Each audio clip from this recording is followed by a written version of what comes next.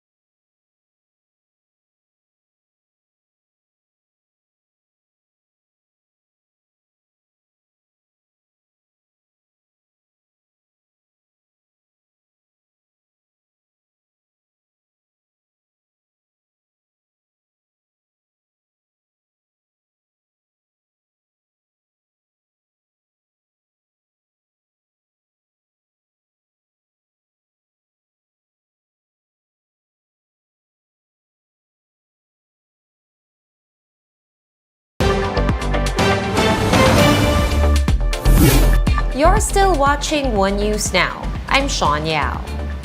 President Bongbong Marcos is now in Singapore for another state visit. We have Marlene Alcaide joining us from on the ground to give us the details. Hi Marlene, what's going on there in Singapore? Sean, for the second leg of his state visit, President Ferdinand Marcos Jr. is set to meet Singapore President Halima Yacob and members of the Filipino community. OFWs here in Singapore said they are looking forward to meeting the chief executive. One of the issues they want to raise is the strenuous process of getting an overseas employment certificate or OEC, which they need to be able to go on a vacation in the Philippines. The president is accompanied by Migrant Workers Secretary Toots Ople, which officials from the Foreign Affairs Department and his economic team, since Singapore is a key trade and investment partner of the Philippines. Tomorrow, Marcos Jr. is scheduled to pay a courtesy call on Singapore President Halima Yacob and other key officials. The two leaders are expected to witness the signing of several agreements, including deals on data privacy protection and counter-terrorism efforts. An economic briefing and roundtable meeting with the business community in Singapore will also be held on Wednesday.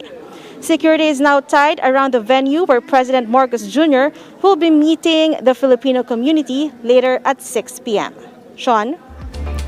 All right, looking forward to more updates. Marlene Alcaide reporting to us live from Singapore. Let's check out some other stories from around the world.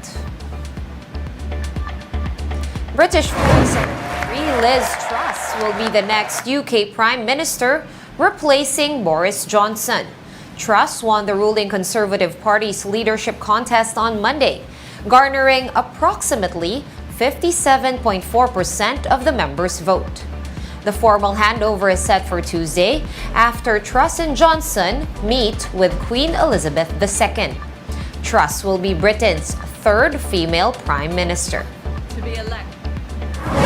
Typhoon Hinamno made landfall in the southern part of South Korea, bringing floods and displacing thousands. In Jeju Island, strong winds and high waves pounded the port in the area. The typhoon also left one person dead, another injured, and two missing, while 2,900 people were evacuated. President Yoon Suk-yeol urged officials to take precautions until Hinamno makes its exit. And here's a quick look at today's other top stories.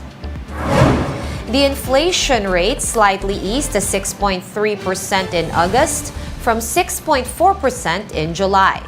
That is on the back of lower transport costs as oil prices in the global market start to dip. The Foreign Affairs Department managed to bring up the case of detained OFW Mary Jane Veloso with Indonesian officials.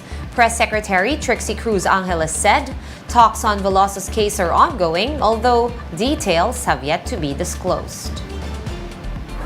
And the Justice Department has dismissed the cyber libel case against some members of the Makabayan bloc for lack of merit. The PNP-CIDG accused Gabriela Party List Representative Arlene Brosas and former Bayan Muna Congressman Carlos Zarate of posting defamatory and libelous statements online. For more updates, visit News 5, The Philippine Star, and Business World online. Visit our website, onenews.ph, for more in-depth analysis. You can also catch One News on Signal Play.